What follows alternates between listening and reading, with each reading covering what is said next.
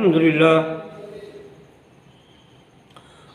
لله نحمده ونصلي ونسلم على رسوله الكريم اما بعد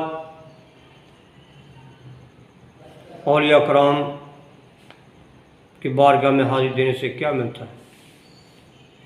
گناہ بخش دیے جاتے ہیں، دلی مرادیں پوری ہوتی ہیں، اللہ کی رحمت حاصل ہوتی ہے۔ اللہ فرماتے ہیں ان رحمت اللہ قریب من المحسنین۔ مسلم شریف حدیث نمبر ہے 6839،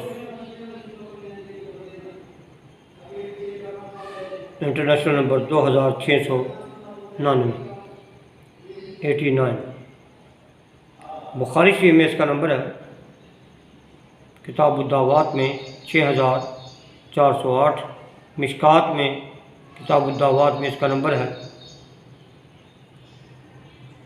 2267، یعنی 67۔ حضرت ابو ہریرہ رضی اللہ عنہ بیان کرتے ہیں کہ نبی کریم صلی اللہ علیہ وآلہ وسلم نے فرمایا، اللہ تبارک تعالیٰ کے کچھ فرشتے ہیں جو اللہ کی زمین میں چکر لگاتے رہتے ہیں، وہ اللہ کے ذکر کی مجلسیں تلاش کرتے ہیں۔ جب وہ کوئی ایسی مجلس پاتے ہیں جس میں اللہ کا ذکر ہوتا ہے تو ان کے ساتھ بیٹھ جاتے ہیں۔ وہ ایک دوسرے کو اپنے پروں سے اس طرح ڈھانپ لیتے ہیں کہ اپنے اور دنیا کے آسمان کے درمیان کی وسعت کو بھر دیتے ہیں۔ ان للہ تعالی ملائکۃ سیارۃ فضلا یتبعون مجالس الذکر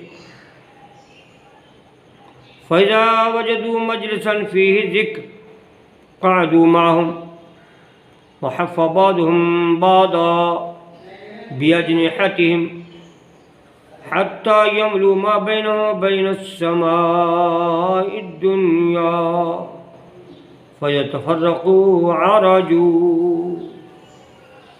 جب محفل برخاست ہوتی ہے تو آسمان کی طرف چڑھتے ہیں، وَصَعِدُوا إِلَى السَّمَاءِ، اللہ تعالیٰ ان سے پوچھتا ہے، حالانکہ وہ ان سے بہتر جانتا ہے، مِنْ أَيْنَ جِئْتُمْ، فرشتوں کہاں سے آئے؟ فَيَقُولُونَ جِئْنَا مِنْ عِنْدِ عِبَادٍ لَكَ فِي الْأَرْضِ، وہ کہتے ہیں ہم تیرے بندوں کے پاس سے زمین سے آ رہے ہیں، یسبحونک، جو سبحان اللہ کہہ رہے تھے، ویکبرونک، اللہ اکبر کہہ رہے تھے، نعرہ تکبیر بلند کر رہے تھے، ویحللونک، لا الہ الا اللہ پڑھ رہے تھے، ویحمدونک، الحمدللہ پڑھ رہے تھے، ویسألونک، تجھ سے سوال کر رہے تھے۔ قال وماذا یسألونی، اللہ فرماتا مجھ سے کیا مانگتے تھے؟ قالوا یسألونک جنتک، تیری جنت کا سوال کرتے تھے۔ قال وہل رأوا جنتی، کیا انہوں نے میری جنت دیکھی ہے؟ وہ فرشتے کہتے ہیں لا اے رب، نہیں یار۔ قال فکیف لو رأوا جنتی، اگر میری جنت دیکھ لیتے تو پھر کیسا ہوتا؟ قالوا یستجیرونک، الہی تجھ سے پناہ مانگ رہے تھے۔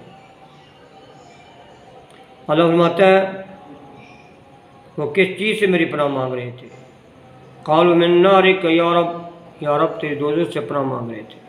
اللہ فرماتا ہے وَهَلْ رَأَوْا نَارِي، کیا انہوں نے میری دوزخ دیکھی ہے؟ قَالُوا لَا، اللہ فرماتا ہے فَكَيْفَ لَوْ رَأَوْا نَارِي، کیسا ہوتا اگر میری دوزخ دیکھ لیتے؟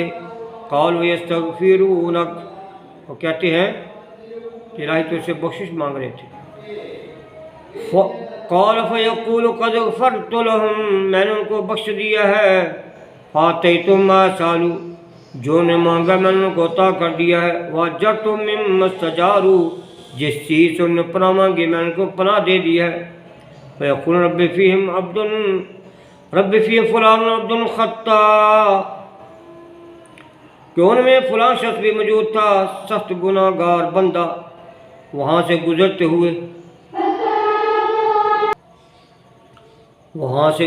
ہوئے ان کے ساتھ بیٹھ گیا،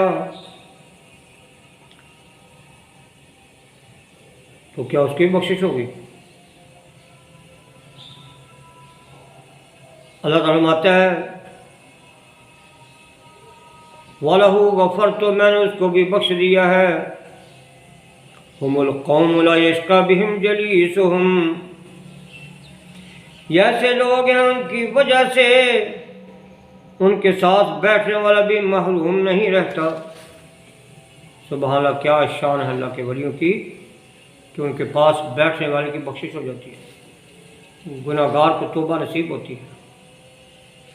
اس حدیث میں علماء صالحین اور اولیاء اللہ کی عظیم فضیلت کا بیان ہے، کیونکہ کعبہ اور لیلۃ القدر بھی کریم ہے اور ان کی وجہ سے اجر و ثواب بڑھتا ہے۔ جو وہاں جا کر عبادت نہ کرے اس کو اجر و ثواب نہیں ملتا، لیکن اولیاء اللہ کو اللہ تبارک نے ایسا مرتبہ عطا کیا ہے کہ جو ان کی مجلس میں چلا جائے، عبادت کرے یا نہ کرے، بخشا جاتا ہے۔ نیز کعبہ اور لیلۃ القدر کی وجہ سے اجر و ثواب میں اضافہ تو ہوتا ہے، لیکن بخشش کی ضمانت نہیں ہے۔ اور جو ذکر کرنے والوں کی مجلس میں آ کر بیٹھ جائے اسے مغفرت اور بخشش کی نوید سنا دی جاتی ہے۔ اس لیے ہم کہتے ہیں نہ تخت و تاج میں، نہ لشکر و سپاہ میں ہے، جو بات مرد قلندر کی بارگاہ میں ہے۔ انسان تو انسان اگر کتا بھی ان کی صحبت میں رہے تو اللہ تعالیٰ اس کا بھی ذکر قرآن میں کر دیتا ہے۔ اصحاب کہف کا کتے کا ذکر قرآن میں ہے، وَقَلْبُهُمْ بَاسِطٌ ذِرَاعِهِ بِالْوَسِيدِ، ان کا کتا غار کی چوکھٹ پر کلائیاں پھیلا کر بیٹھے ہیں، اور مفسرین کرام لکھتے ہیں کہ وہ کتا بھی کل انسانی شکل میں جنت میں جائے گا، جنوں پاکاں دی نسبت مل جاوے او جنتی باویں کتا ہوئے بیٹھا، کوئی غار دے بوہے تے زندگی دا مزہ آوے، سرکار دے بوہے تے موت آوے تے سر ہووے، دلدار دے بوہے تے۔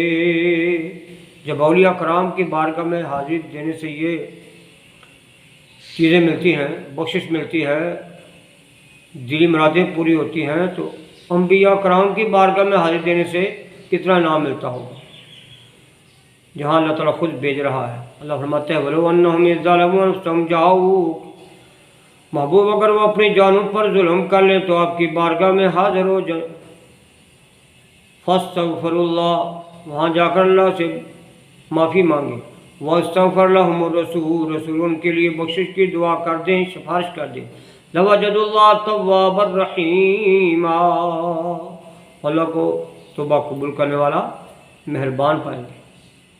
اللہ تو ہر جگہ ہے، اللہ کی رحمت ہر جگہ ہے، اور اللہ تعالیٰ شارب سے بھی زیادہ قریب ہے، لیکن اللہ تعالیٰ محبوب کی بارگاہ میں بھیج رہا ہے، اولیاء کرام کی بارگاہ میں بھیج رہا ہے، ان رحمت اللہ قریب من المحسنین۔ پتہ چلا ان کی بارگاہ میں حاضری اللہ کی بارگاہ میں حاضری ہے۔